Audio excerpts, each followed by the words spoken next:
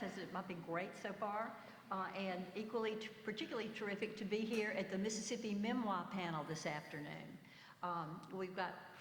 We're all here with old friends and new friends, and specifically with 4 new book friends. By those, I mean Split the Baby by Lauren Rhoades, Proud Flesh by Catherine Gray, My Family and I by Adam Gussow, and Deep Roots, Broken Branches by Victoria Bynum. All books are acts of hard work and a share of emotional bloodletting, but a memoir in particular requires an author to render up a gift of themselves while examining a universal thread of human truth. Lauren Rhoades portrays life through the eyes of a child in fierce, ongoing custody one-upsmanship. Catherine Gray probes the path of motherhood and resilience through the messages of the body. Victoria Bynum brings her historian's lens to the fateful choices made by generations of her family, people stamped by their time and place and identities. And Adam Gussow explores his family's fit in the culture with a big, wide share of music and reflection on the idea of the beloved community. Each of these works took me to a world I never would have experienced or maybe even considered otherwise. In reading a memoir done right, we always find deep human truths that apply to all humans, no matter our times and places. This is far from Jackson, Mississippi, but maybe the idea is not. I was reading yesterday that Simone de Beauvoir, massive powerhouse intellectual in France, published The Second Sex in 1949 that just stood out, and it's been a world-shifting book. Yet it was only when she published Memoirs of a Dutiful Daughter in 1958, which was her personal story of a very repressed Victorian childhood, that the letters started coming in. And so many readers felt at that point they could share and read, and there's a book written on all the letters to Cher Simone. But a memoir and their message can't help but be extraordinary. All of you memoirists, you've all delivered such a gift to us readers, and let me thank you. So Lauren, I've got Lauren first. I'm going to introduce everybody. Lauren Rhoades is a writer, editor, and grant maker living in Jackson. Originally from Denver, Colorado, Lauren has served with AmeriCorps, started Mississippi's first fermentation company, and helmed the Eudora Welty House and Garden. She's now Director of Grants at the Mississippi Arts Commission and host of MPB's The Mississippi Arts Hour. In 2022, Lauren founded Rooted Magazine, an online publication dedicated to telling unfiltered stories about what it means to call Mississippi home. She holds an MFA in creative writing from the Mississippi University for Women. Split the Baby is her first book.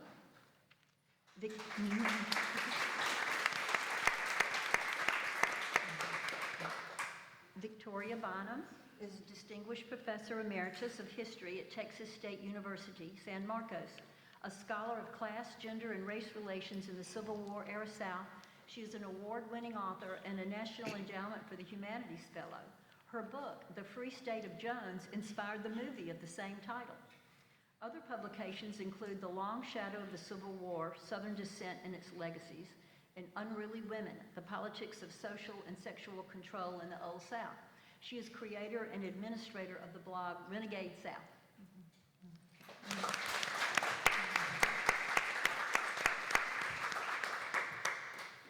Adam Gussow is professor of English at the University of Mississippi and a professional blues harmonica player.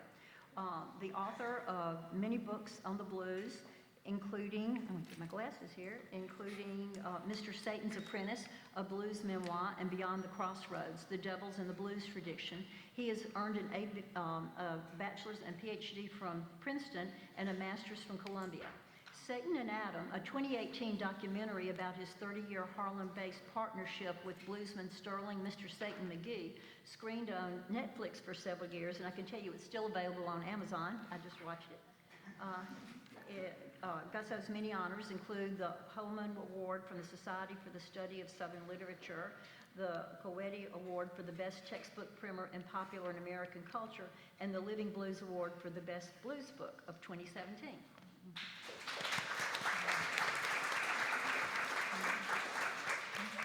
Catherine Simone Gray is a writer and educator. Her writing on motherhood and healing first appeared on her blog Unsilenced Woman. Featured by Roxane Gay in the Audacity's Emerging Writer series, her Her work has also appeared in the Bitter Southerner and the Michigan Quarterly Review mixtape. She's the recipient of a Literary Arts Fellowship with the Mississippi Arts Commission. Catherine lives in Jackson, Mississippi with her husband and their 2 sons, who are right here.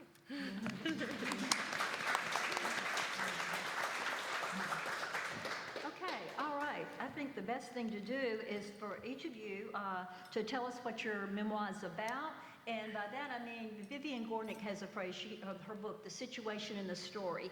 Every memoir is on 2 levels. There's the situation, which is the outer event, and they're always about a deeper story too. So if you would like to speak to both this outer situation and the deep story in your memoir, let's do it. Victoria, you want to start? I guess I do. My book is really a dual memoir. My grandmother passed on her memoir to me way back when I was a very young woman, still in my mid-20s, and I was just fascinated by it, but I didn't quite know what to do with it either at that young age. I had not yet begun college, and I was married and had a couple of kids. But I became a historian over the years, and so my grandmother's memoir really lay undiagnosed by me until just very recently. It is a memoir, a dual memoir, but it is also both historical and personal. My skills as a historian allowed me to really do much more with my grandmother's memoir than I expected to. I was able to study immigration, for example, the immigration of my earliest American ancestors from Wales. And I learned and discovered that they immigrated in the face of being committed to a workhouse. That was something I had never heard before, and something that I thought really gave the book an important beginning. I also, in studying my grandmother, discovered that she was a so-called new woman of the early 20th century, one of the young women going to college in greater numbers during that period, during that period of time. And in the process, I was able to look at the 4 generations, actually 5 generations of family in the context of wars, from the Civil War to World War I and World War II, the Great Depression, and an epidemic and a pandemic along the way. All of this centered around discovering the choices made by my family members, the wealth that they enjoyed at a certain point in the period known as the Gilded Age, and the great poverty that they experienced in the Great Depression, and the changes that made in my family, and the changes that it made in the world that I was born into. So to me, what this experience was all about was history as a living process, something that we are living and creating each and every day in our lives, and something that we're much more intimately involved in than just what we learn from a textbook in a classroom in college or high school. I also think that writing a memoir, for me, this is the first time I had dealt in writing a memoir. I have written several histories, but none so personal as writing a memoir. And one of the things that I realized is that memoirists play a very important role in preserving history. We're not just including history when we write it, but we're preserving it. And I think of this particularly today because there's quite a movement afoot to change the kind of histories that we write and the kind of histories that we're able to read. I mean, we're all part of a world where museums and books both curate and preserve our histories. But there is a very powerful movement to write history only from the nationalist triumphalist view of America, to quit talking about painful subjects like slavery, colonization, class divisions, labor struggles. And so the nice thing about writing a memoir is it's all part of your story. And memoirists do not exactly write triumphant stories. We write stories of struggle. And in that sense, it's something new that I came upon, is just the important role that we memoirists do play in preserving history in times that certain histories are under siege. So my project then began actually as 2 projects. Because at some point, I think it was around 2012, I started writing a personal memoir. I still had my grandmother's memoir on my mind after all these years, but I started writing my own memoir, and I intended these to be two entirely different projects. One of them more historical, and the other one, my own memoir, would be more cathartic. I was dealing with coming from a very painful background of alcoholism and violence, and it was a story that I felt I needed finally to write for myself and maybe for my family as well.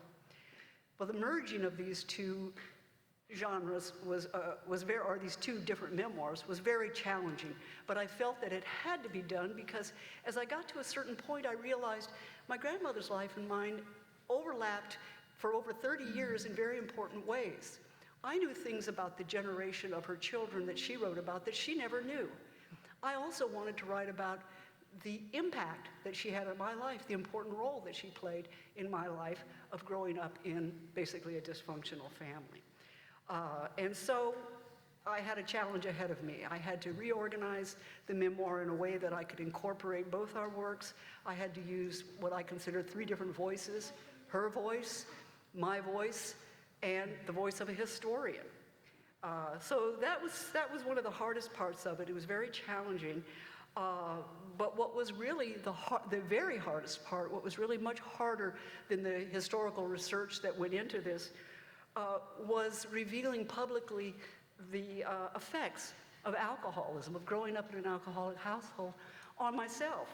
I had to talk about things like my poor hygiene as a child of neglect, basically, my wayward behavior as a teenager that landed me in a teenage marriage, pregnant, the insecurities that I developed over the years. That part, I mean, I'm used to revealing all of the bad sides of people, the difficult things that they went through of other people, but this was personal, and it was much harder to write for that reason. So that's basically how I came to write this, a very important personal and historical memoir that told me very much about myself, helped me to learn about myself, because you may have a lot of memories that you think about quite often, but it's not until you sit down and start writing them that you have to question every bit of them and really look much harder at it and learn a lot about yourself. Okay, thank you so much. I love what you said about memoirs are also documents of history.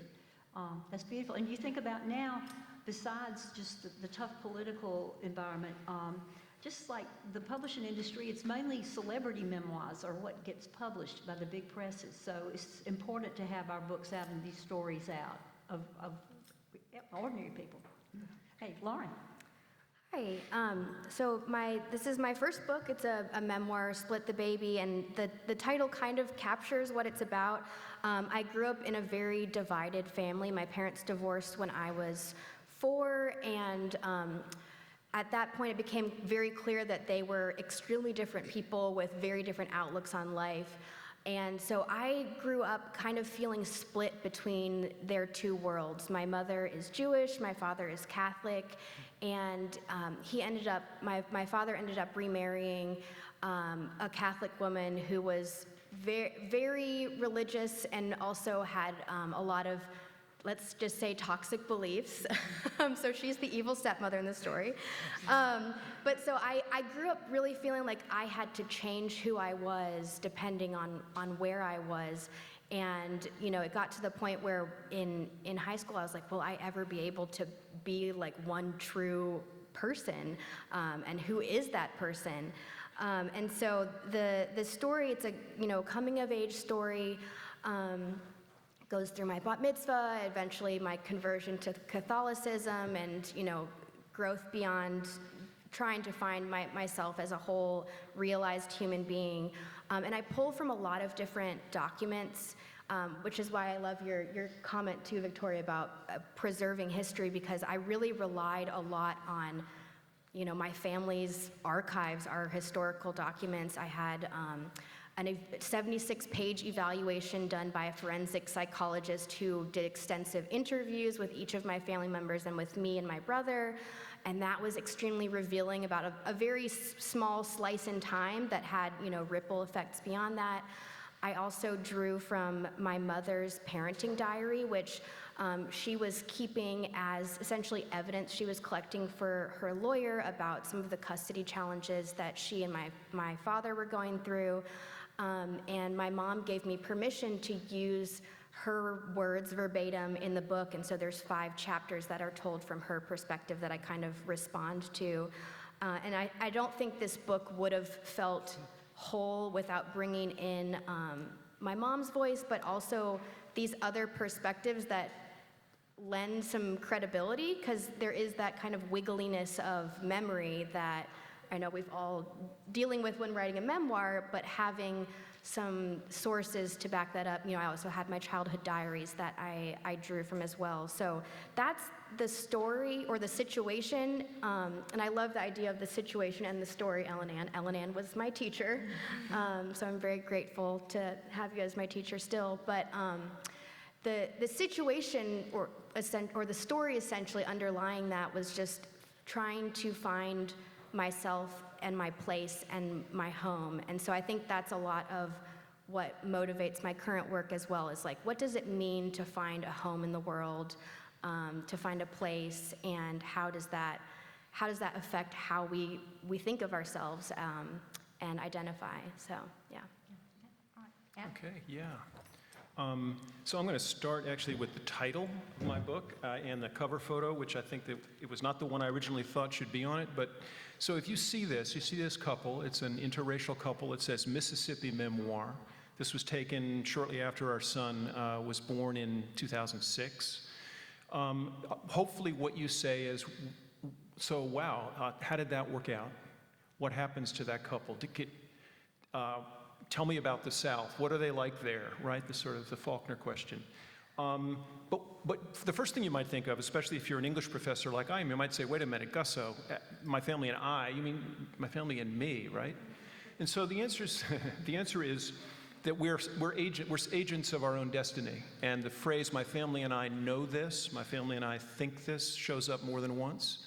So the idea is that there's supposed to be a verb. And I want to sort of start with that. In other words, and actually, I'm going to give you something that my wife, who's on the 4th row here, I'll out her at this point. It did work out. 21 years and counting, and our son is a 19-year-old at Ole Miss. We're living in the space that James Meredith helped make possible. And so one of the things I'm doing is saying, what's it like to be an immigrant family in Mississippi? And when I say immigrant, that was her insight. She says, she came from Dallas, and I came from New York. We're a Match.com success story. So one thing, sorry, hon, but I mean, back then it was a little outre to sort of admit that, but it's a love story, and it's an interracial love story, but it's a Southern love story. It's a Mississippi love story that has a happy ending. And I think in this time and place, it's really hard for me to even think about how to frame my book without acknowledging the heaviness right now in America and American culture. Brokenness, so maybe we need a story that shows how people put themselves together. I've spoken about this as sort of proof of concept for the idea of beloved community, but let me sort of start at the beginning. So it's about how we met, it's about how we romanced, it's about the life we made together, it's about how we had a child. It's about our son, so it's not just about the two of us, but it's about that kid here, and it gets to the 240-pounder that he is now playing trombone in the Ole Miss band. It's about, I love Wright Thompson's book. We went to Wright's panel this morning, and I've often thought that the kind of story that he tells about Mississippi is a story that the world understands, although it's a story that needs to be told with the depth and comprehensiveness that he tells it, which is to say it's a story about race and violence and murder and madness and things not working out, although hopefully at the very end, he's used the phrase, what we need, he says, Mississippi's a broken place, we need a new tribe of us. What I suggest is that my book, I didn't know when I wrote the book that I was going to read his book and see that phrase. But I think that what I'm trying to do, without even knowing it, is I'm trying to evoke that new tribe of us. And so what might that consist of? And if I think, there's 3 chapters in it that are really that proof of concept of beloved community, but beyond sort of our marriage. One of them is a chapter that's divided in 2 parts called Mississippi Band Kid. So if I wanted to give you the smiling aspects of American life, as William Howells said American authors should do, I mean, there's an element of that here. It's not that the darkness and madness is not here. I was a scholar of blues and lynching when I came to Mississippi. But I also came having just attended one of a half dozen workshops that I did when I was that kind of guy going to the New Age Course in Miracles, and it was called the Open the Heart Workshop. And so what I did was, even as I came as a scholar who was going to be teaching those dark aspects of Mississippi history, I wanted to allow myself to discover what was possible here. And more is possible than most people realize. So Mississippi Band Kid, as far as I'm concerned, one place that beloved community shows up in contemporary America is in the, not by the color of your skin, but by the content of your character space that my son and I and my wife, we've seen him through this, discovered in those Mississippi band camps at Itawamba Community College. The range of camps where you just see, in effect, one of my phrases is, Bilbo is dead. You know, it's the worst possible outcome for Theodore Bilbo, the governor and senator from Mississippi, would have been, you got a bunch of black kids and white kids and Asian kids, and they're just all fraternizing and loving the same thing, and God forbid, you know, a black kid and a white kid might get married, right? I mean, it's Mississippi band culture, and it's a wonderful culture, and my son has thrived here. So we're really fortunate that he's not Emmett Till. We're really fortunate that he's not Joe Christmas. He knows who he is. And that's one place. Let me give you one second one, and then Another thing that I try to evoke is the town of Oxford, Mississippi. What's that like? What is the place that James Meredith had a bust open? What's that like now? Sean's had 2 mentors who were part of the music department at Ole Miss, and he loves it there. One was black, one was white. I'm trying to get beyond race in the way that I talk, but I'm just sort of evoking for you that the world we live in is a world where everybody is contributing to the future of our son. And I think that's a great thing. And I think the world needs to know that news. So there's a man named Sung Ra. Here's somebody that Mississippi memoirs tend not to write about. He's a Korean-born, Ole Miss educated Taekwondo teacher. He was our son's Taekwondo teacher. And what he's done in his dojang on University Avenue is create his own kind of beloved community. What I try to do is tell that story. What's that like? And it turns out that it has very deep roots in a terrible pain in his own past, which had to do with having a fight with his mother. He told the kids one day, and I couldn't figure out why he was so invested in creating a family.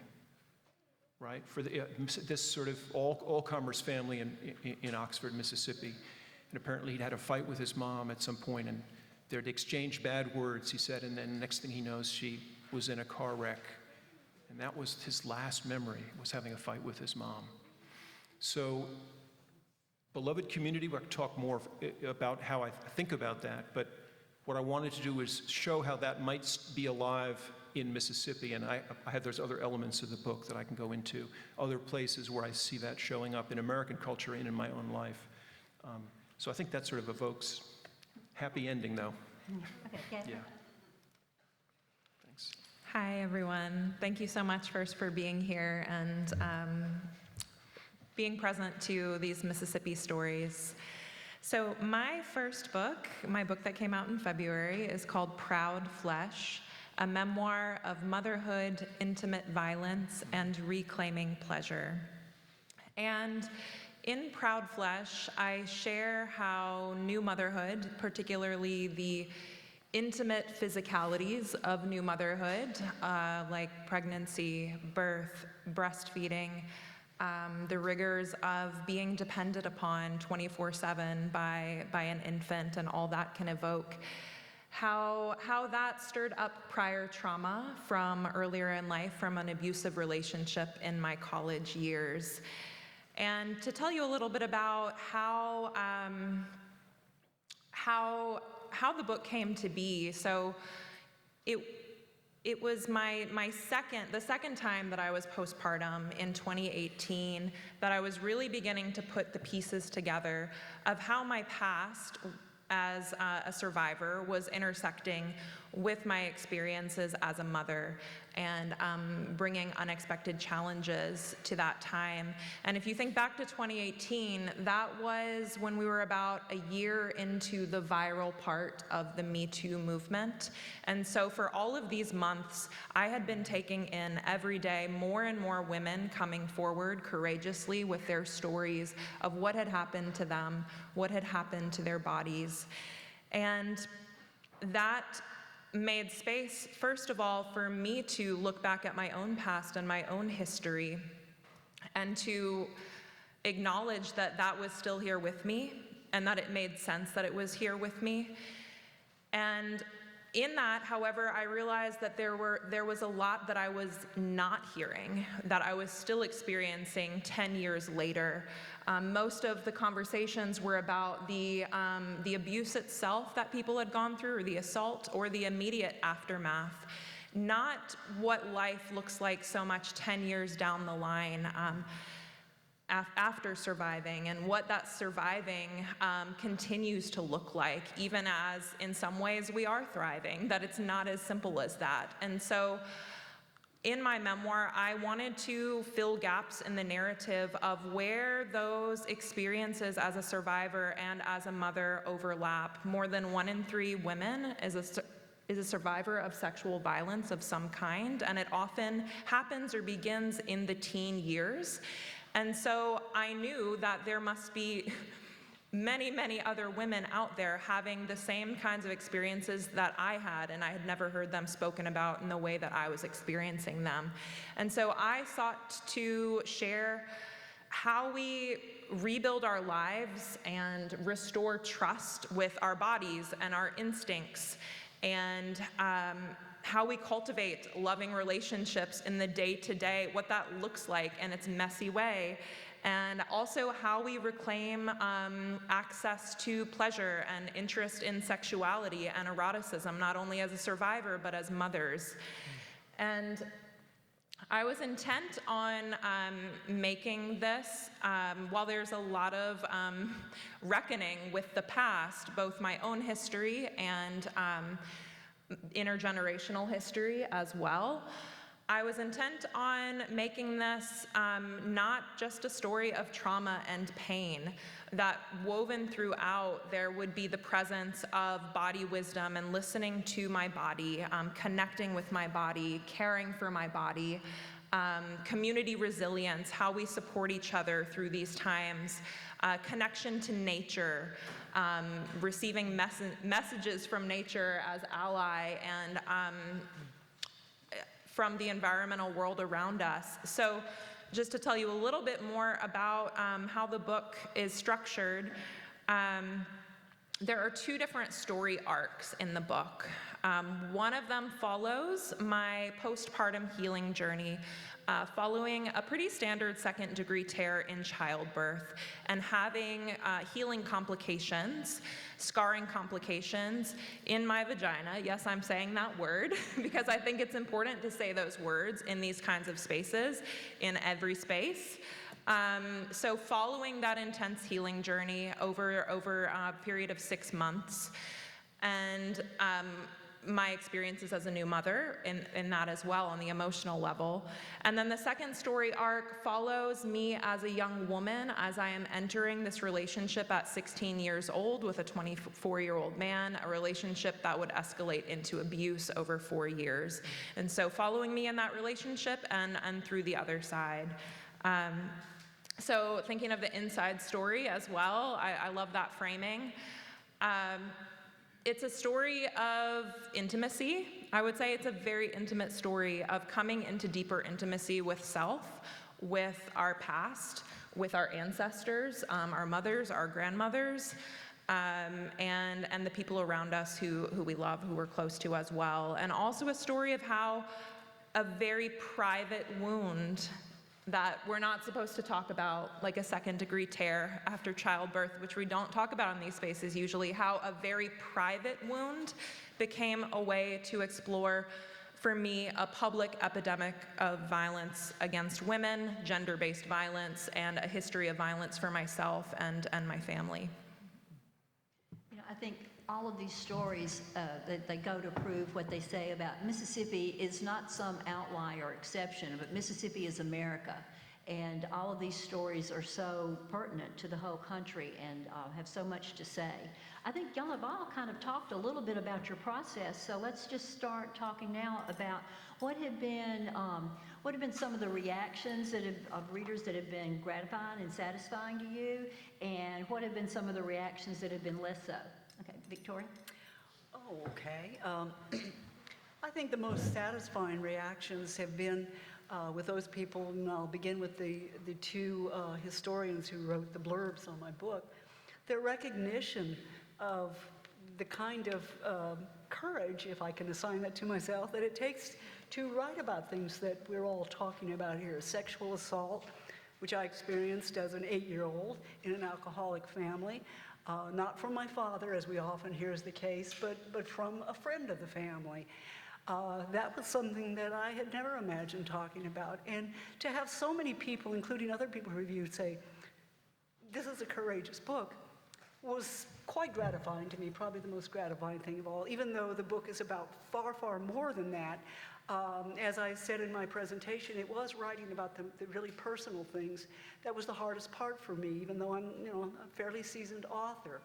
And I'd say the hardest part, and I was telling my cousin Mary this earlier, who's here, the hardest part of reactions is when you get no reaction. Have anybody ever given somebody a book and they said, oh, I can't wait to read your book, and you never hear from them about the book? And so that's been the hardest part. And I realize that does not mean any certain thing at all. But I guess I'd like to tell everybody, if you ever tell somebody you're going to read your book, try to get back to them about it. Give them a little something to live with there that they can feel good about. Unless you really hated the book, then it's probably better to be quiet. But the problem is when everybody's quiet, that's what I always assume, oh my God, they hated the book. And so I'll never ask them, how'd you like the book? And that's pretty much it. Okay, Lauren?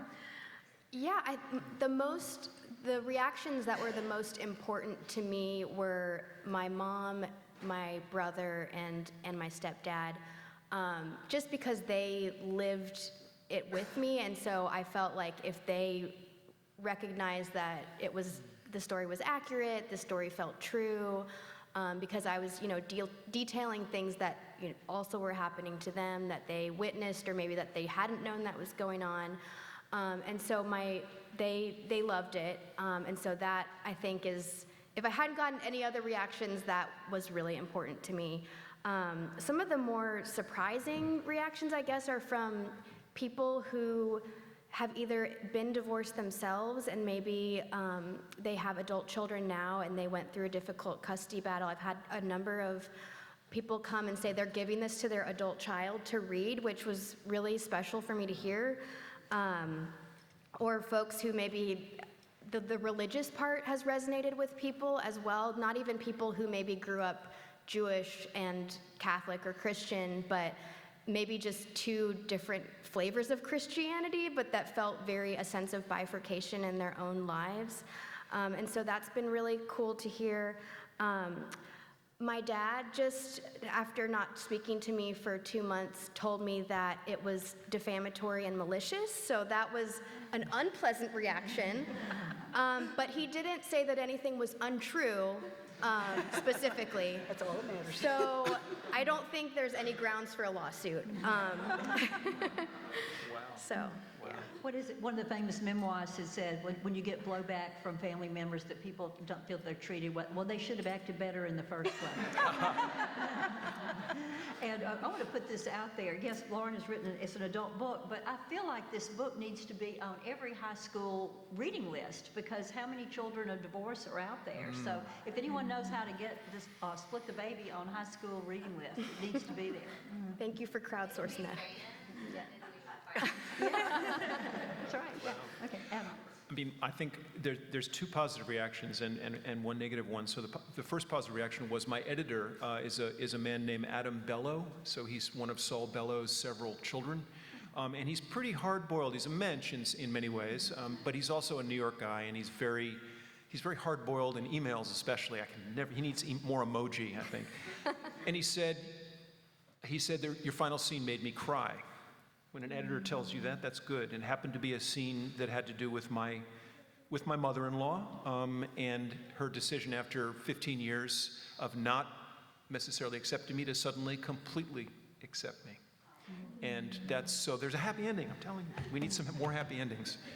Another, just a small positive thing was my son. I wondered how he would respond. I didn't sort of put it in front and say, read the whole thing, but at one point he picked it up and he was curious, so he started to read, as kids will do, 17, 18-year-olds, like, what's this part about me? And he read into it, and he started to laugh. He said, you just remember so much, which was good. There was only one thing, by the way, that made a shadow cross his face. He got to a place where I was writing about the fact that I'd convinced him he should go to Interlochen, which is, if you're a band kid, like high end. I wanted him to prove to all of us and himself that he was national class. And he got in, I talk about that, but instead of trusting to his talent, I knew we were in the middle of the racial reckoning, and I knew that a biracial kid from Mississippi they'd jump on him, right, in a good way. And so I milked that in a letter that I wrote sort of on his behalf. And he got there, and it's like you could see a shadow cross his face. He goes, well, I hope I didn't get in just because you said that. He wanted to get in on his own merits, which is worth thinking about. It's worth thinking about. The negative response, so I guess you could say that's a negative, but the negative is if you don't get any response at all, I've gotten, except for the Clarion Ledger, I've gotten 0 review attention. And, other books have gotten more, so you wonder what's going on. I think maybe because ideologically I'm like where Thomas Chatterton Williams is. He's somebody who's endorsed the book, so I'm kind of not, I'm sort of in the center somewhere, and that may be hard for some people to place, I think, in ideological terms. So, yeah. Okay, Catherine? I love hearing stories of how, thinking about possibilities of how sharing our stories can bring us closer to the people around us, closer to family, and there's the other side too that's very real. But a few things that I've heard, well, first of all, it's been very meaningful to connect with readers close and far through this process. That's been an extremely meaningful part of putting this story into the world, hearing from people. A few things that I've heard that have really moved me and touched my heart and brought me courage in showing up in spaces like this with the book is that despite the difficult nature of a lot of the book, that my strength and our strength radiates throughout, and that people felt like, oh, Catherine's got this. Like, they trusted me when they were reading it, that I wasn't going to take them too far to some edge where it was going to be more painful than worthwhile to travel there. We can't control our readers' reactions, but we can try to, in my case, I did try to structure it strategically, knowing how much trauma is viscerally evoked in the book, that there would be lots of spaces of relief and sustenance along the way. I've also heard one comment that really moved me is that a reader, said that she felt that no matter what we've been through, there is power to be found inside our bodies still, and that she felt more connected to that power after reading. I've also been really moved by, even though mothers were the primary audience I was thinking about when I wrote my book, I've been very moved by reactions from women who are not mothers as well. Another author at my publisher got in touch with me, and she said that this is one of the only books of motherhood that she has read that she feels made space for her story. And her story as a woman who loves children but will have none of her own. And another friend who does not have children, or a friend who does not have children, said that to her, this is a book that's for anyone who's ever wondered about their body, why it hurts, why it feels good, and how to trust its care to those around us as well. So those have been some of the reactions that have meant a lot to me. I guess on the less satisfying side, what comes to mind is a couple interactions that I've had, like at the grocery store, where people will I'll just be in the produce department or something, and very, very kindly, I know it's coming from a good place, people will say things like, "How is your husband doing? How is your family taking this?" And I care about my husband and my family very much. They're at the forefront of my mind often, their care. And everything really is wired in me and reinforced culturally to wonder about their well-being, to check in with them, to take care of them. And I'm actively at the grocery store buying food for them right now. However,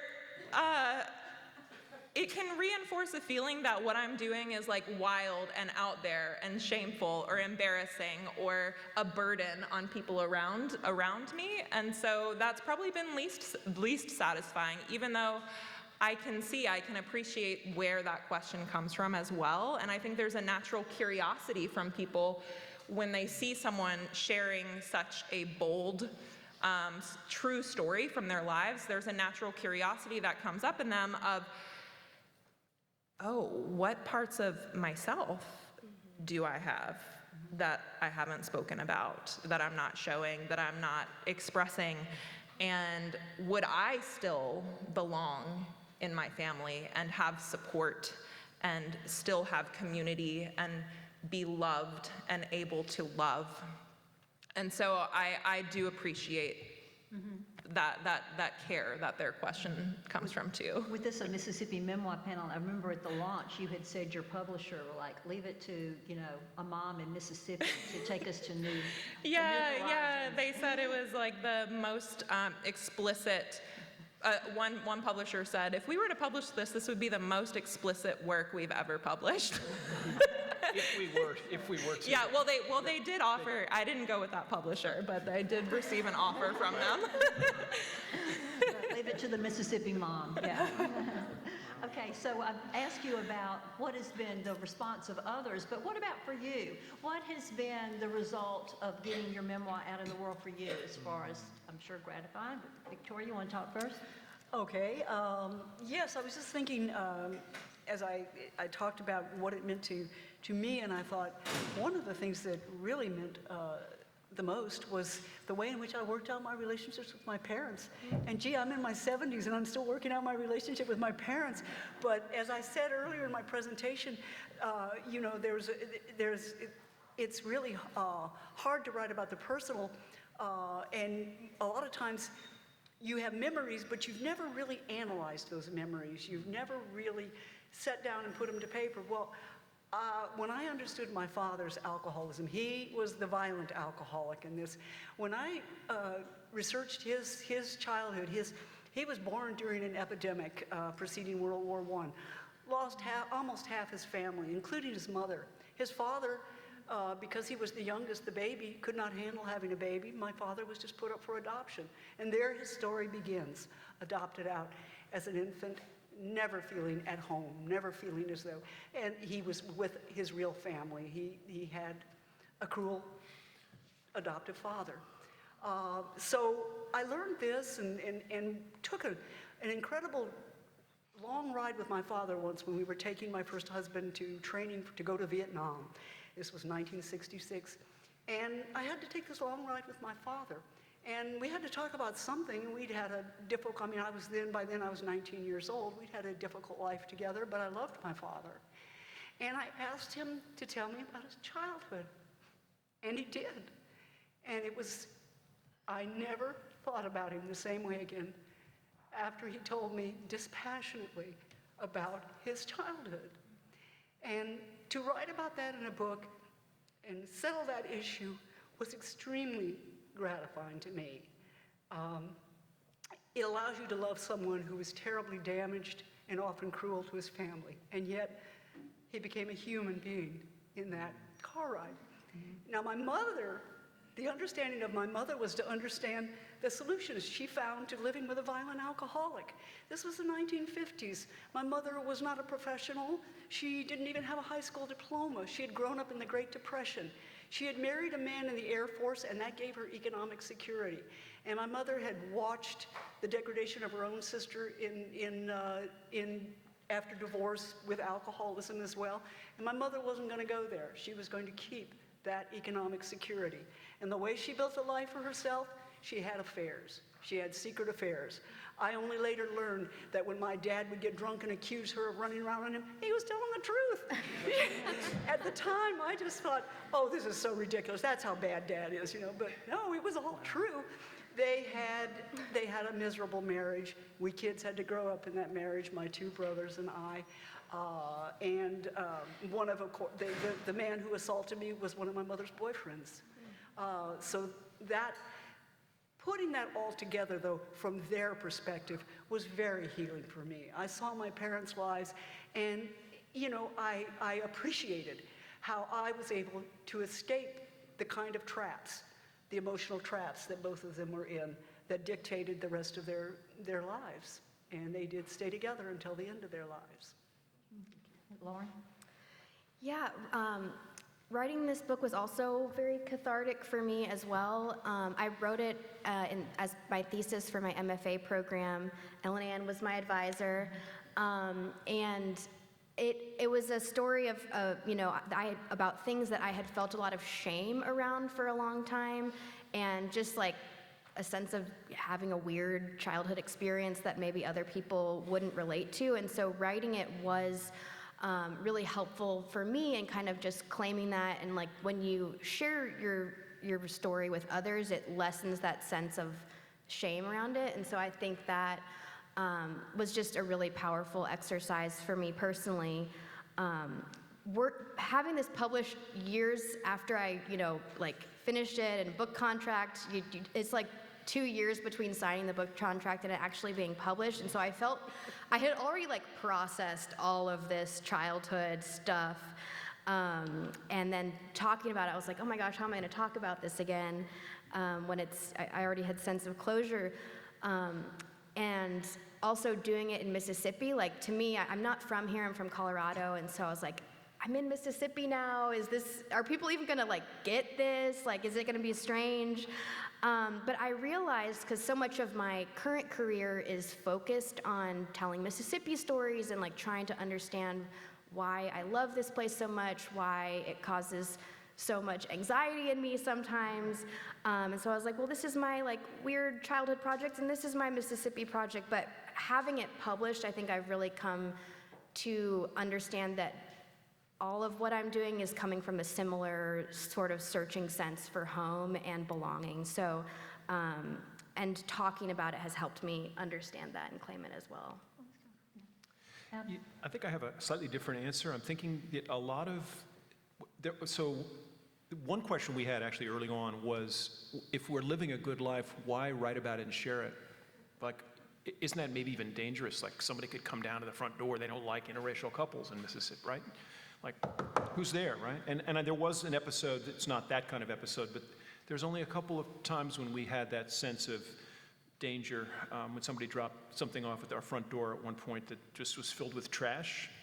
I write about that. But I convinced my wife that this story would be better out there, because if you didn't represent a family like ours and a life like ours, people wouldn't know that it was possible.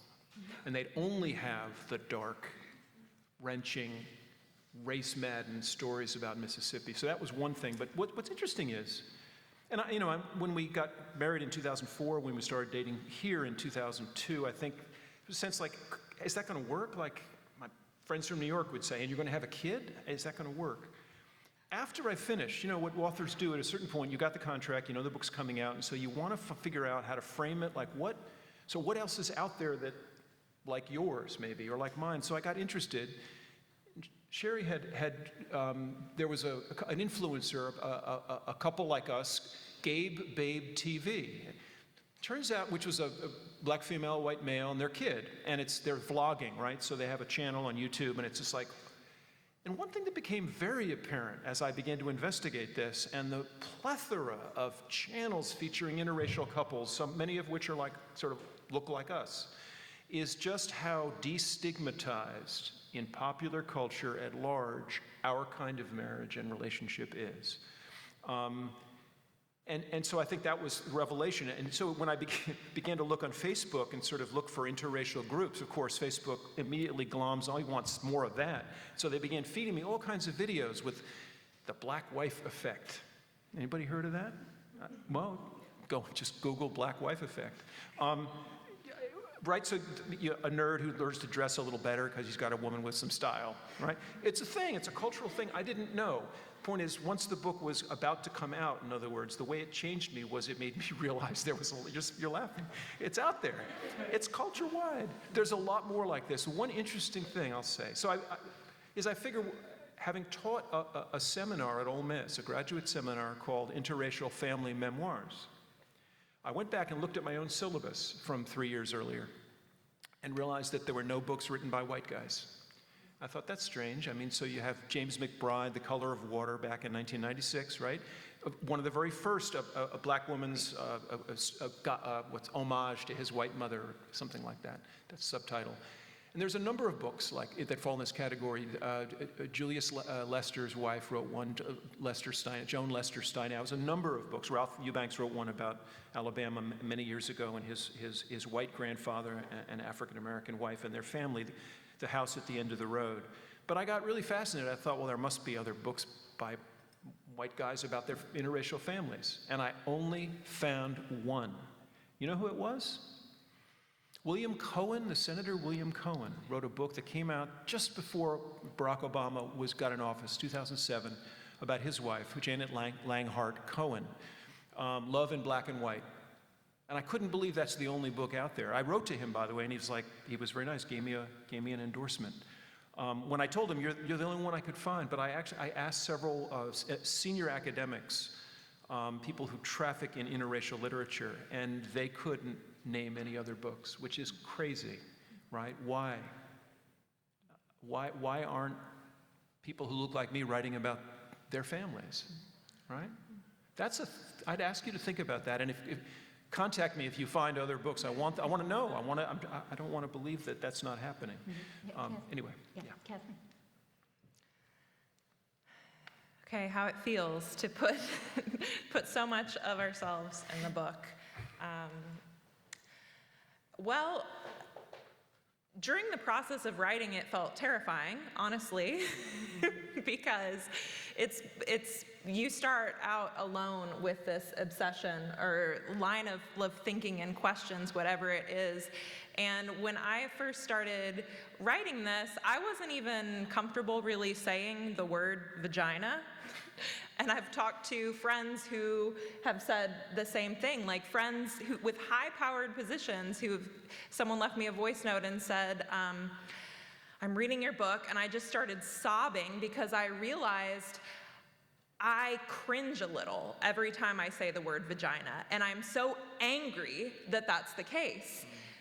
And so now I get to hear stories like that, and we can have these conversations, but while writing it, I was just alone with these words, like, oh no, please not more of this today.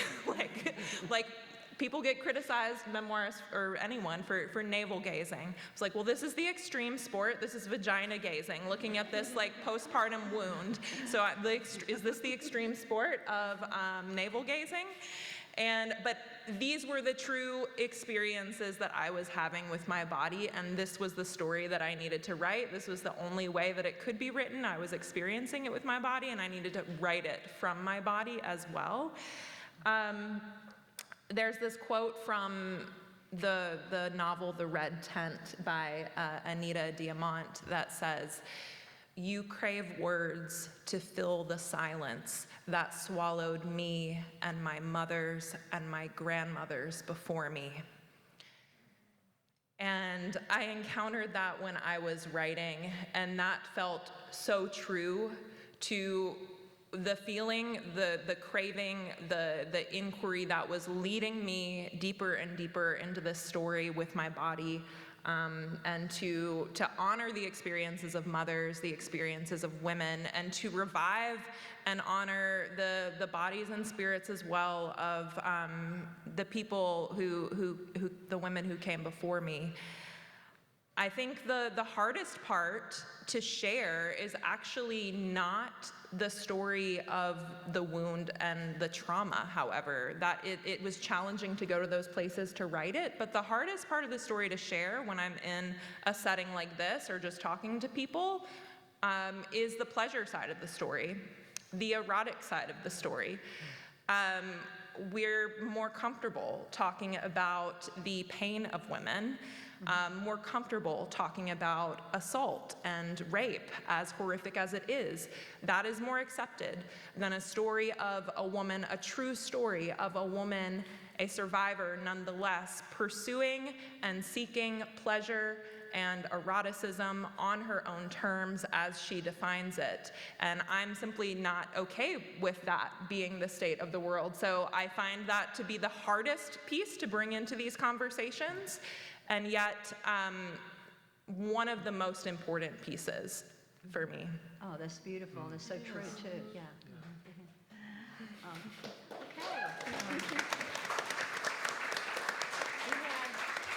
We have very few minutes for questions, but before we start the questions, I want to remind everybody that these fine memoirs are going to be signing in the tent at 4:15, so you have time to go get their books, and they will sign them.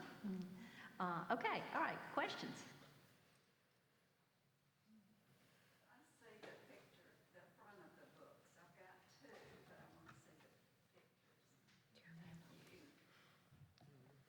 I don't have mine with me. Very foolish of me. The tent, where's the tent? What's that? Oh, yes, the tent. There's a Lemuria and a University Press tent. Right by in front of the orange block, just to the right of that. Yeah. Right. Okay, all right. I've got another question, but I will see if anybody else has one, though. Yeah. There's so much you have in each of these books, each of these stories. Is there ever, like, there's something in your mind where you have more to tell? Like, there's a follow-up to Memoir? Like, where are you in that regard? Is that too soon to ask? Well, let me, if I could, follow up on what Catherine was saying there. I think that was a really important point about us being more comfortable hearing about assault than pleasure and eroticism.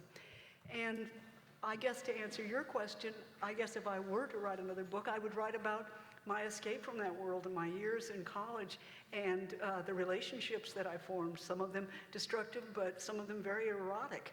And the way in which I just gradually was transformed as a woman from, traumatic experience of assault to a very staid and boring marriage to a single woman experiencing eroticism for the first time in my late 20s and 30s. So, I haven't told that story and I'm not making any plans to, but if I had to, if somebody compelled me to, that would be the story I think I would tell. Please, Victoria. Yeah, put together that book proposal. Okay. Lauren, do you have something in the works? I don't have a follow-up. I feel like this story is done, even though there are parts of it that maybe I could have expanded on or whatever. I do feel like this particular story is done. If I were to write another nonfiction work, it would be very Mississippi focused. And right now I'm kind of exploring a novel just because I'm a little bit sick of myself. So that's something I'm just dabbling around in for fun, just trying to reclaim like the fun of writing again. Yeah. I'll say very quickly, I've got not a memoir, although I do have another kind of thing there, but my next book is entirely different. It's about a terrible school bus train crash that happened when I was 14 years old, a mile from my house, the worst crash ever in New York State, in downstate New York, and a lot of oral history and kind of a blues story that way.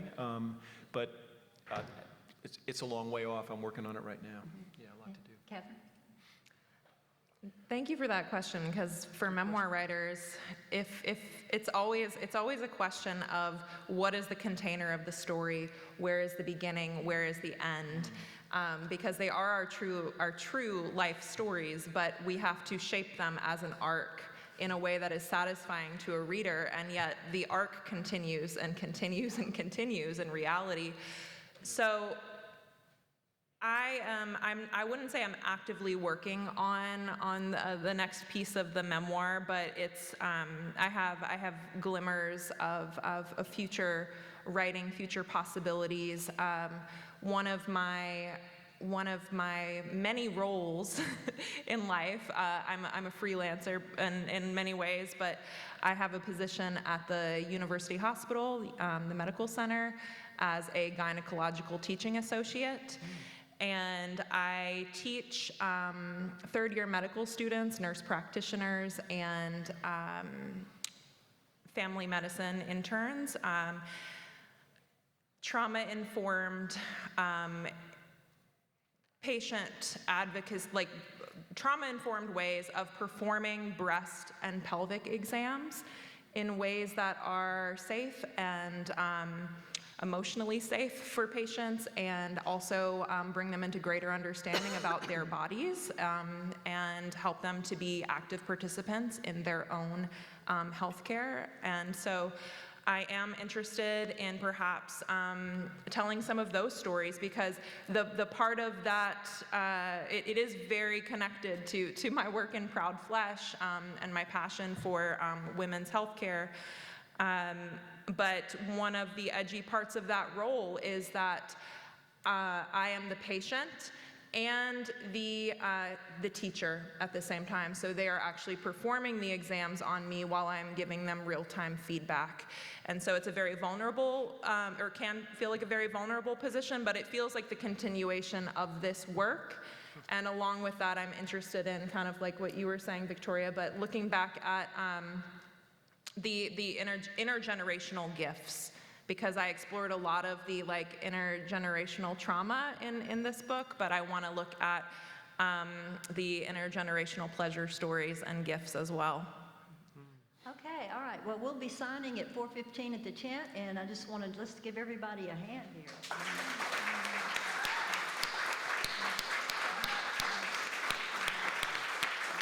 here.